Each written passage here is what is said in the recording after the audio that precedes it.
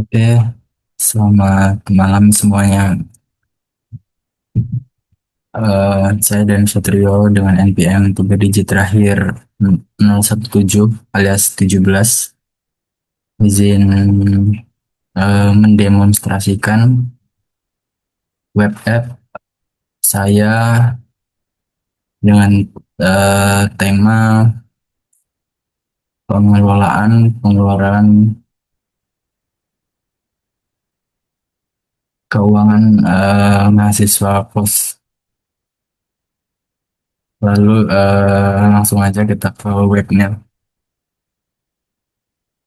Di awal tampilan kita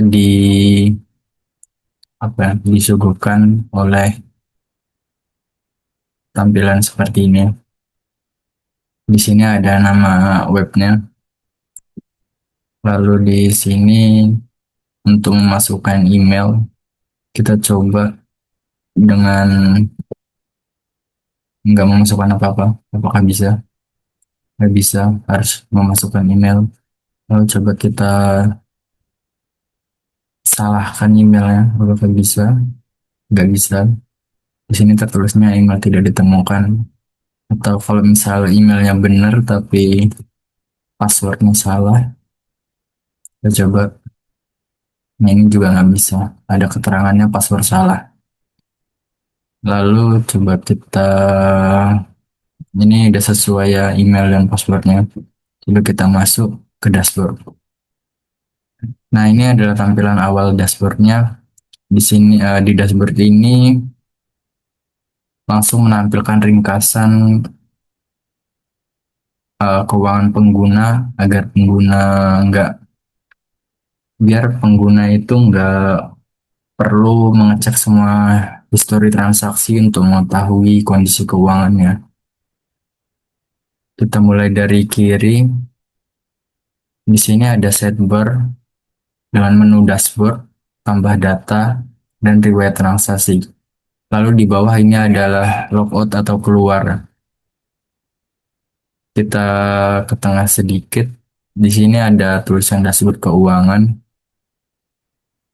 Lalu di sini ada ringkasan pengeluaran bulan ini dan budget yang kita setting. Lalu di sini ada penjelasan berapa persen yang terpakai dan apakah itu masih aman atau tidak. Terus di sini ada fitur tambah transaksi yang sama seperti tambah data. Lalu di sini ada total pengeluaran untuk semua waktu alias all time.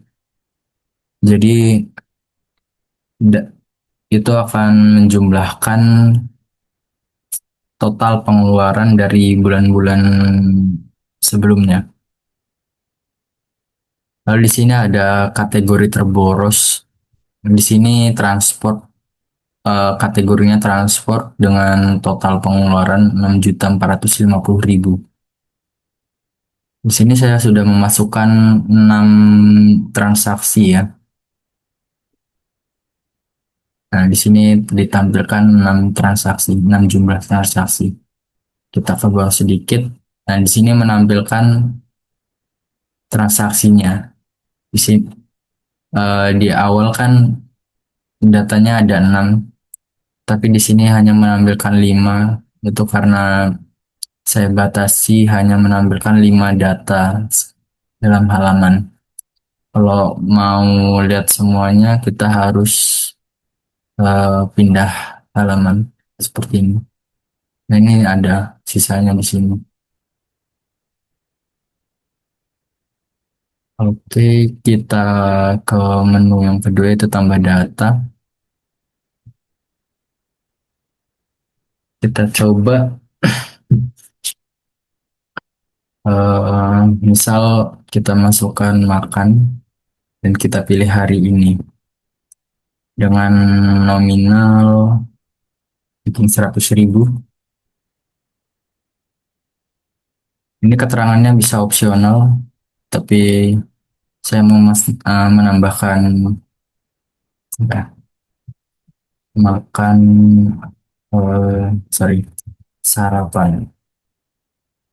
Nah, di sini kalian bisa menambahkan file bukti transaksi atau struk belanja. Ini formatnya JPG, PNG atau PDF dan maksimal ukuran filenya itu 2 megabyte. Sebentar. Coba kita pilih PDF sebagai eh, kita kita pilih selain file itu apakah bisa. Coba kita simpan transaksi. Nah, nih format atau ukuran file itu tidak sesuai.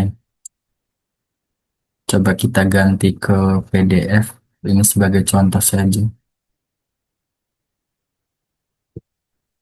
Kita simpan transaksi. Nah, di sini itu ada ya tambahannya di sini. Datanya itu diperbarui. Lalu di sini pengeluarannya itu update nambah 100.000. Begitu pula di total pengeluaran semua waktu ini juga nambah 100.000. Oke,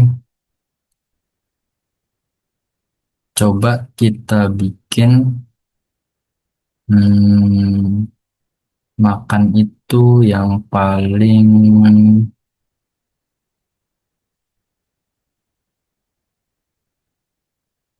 makan itu yang paling banyak pengeluarannya, misal 10 juta.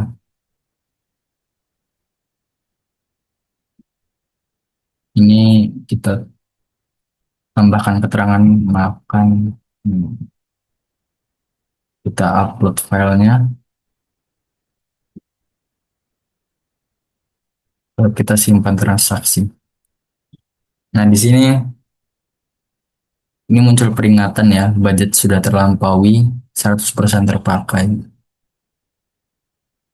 Ini total pengeluarannya berubah dan kategori terborosnya itu bukan transport lagi melainkan makan, yaitu 11.650.000. Ini terhitung dari total transaksi sebelumnya. Nah, di sini ada riwayat transaksi. Di riwayat transaksi ini kita bisa mencari keterangan yang kita masukkan di tambah data ini. Keterangan yang opsional tadi. Nah, di sini saya mau mencari makan mewah yang tadi dari kategori makan. Kalau ini nggak dipilih itu dia default jadi semua kategori. Dia mencari dari semua kategori dengan kata kunci makan mewah. Coba kita pilih kayak gini.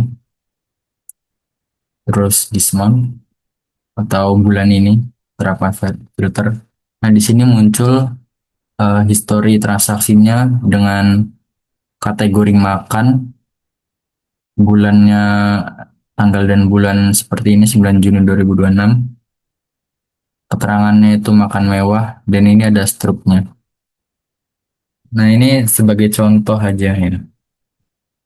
Kalau filenya tuh benar-benar terupload dan berhasil. Gimana kalau kita salah milih kategori? Misalnya ini kan dimakan ya, kategorinya dimakan. Kita pilih transport, apa yang terjadi? Nah, di sini tuh eh, dia nggak bisa menemukan filter yang cocok dengan pencarian. Jadi ini berhasil ya. Kita kembalikan lagi. Terus saya pengen edit edit transaksi makan yang tadi kita ubah menjadi hiburan. Tanggalnya kita ubah menjadi tanggal 27 Juni dan nominalnya kita ubah menjadi 5 juta. Makannya, keterangannya kita ganti jadi makan sedikit mewah. Terus kita update data, kita lihat di sini berubah ya. Ini kategorinya menjadi hiburan, tanggalnya update menjadi 27 Juni, dan keterangannya menjadi makan sedikit mewah. Di sini juga terupdate saldonya menjadi 5 juta.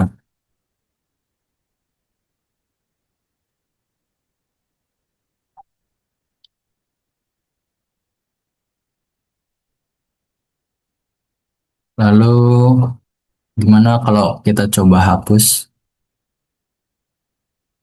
Nah, kalau kita mengklik eh, tombol hapus, di sini akan mengeluarkan peringatan untuk sebagai bentuk verifikasi apakah pengguna benar-benar ingin menghapus data tersebut. Kita coba oke untuk menghapus. Nah, di sini berkurang ya. Tadi 8 transaksi menjadi 7 transaksi saja. Kita lihat di riwayat transaksi juga nggak ada. Coba kita lihat ke dashboard juga nggak ada ya tadi ya. Kategori makan dengan keterangan makan sedikit mewah tadi. Nah, di sini juga auto reset ya, auto update yang tadinya 6.100.000 menjadi 1.100.000 lagi. Total pengeluarannya juga begitu dan kategori terborosnya jadi transport lagi.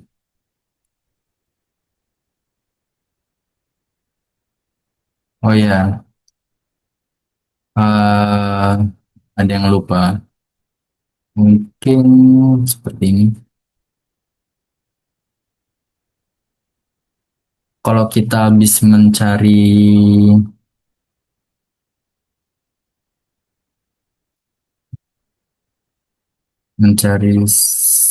eh, histori transaksi atau apapun itu, dan kita tuh nggak perlu hapus satu-satu untuk mencari yang lain.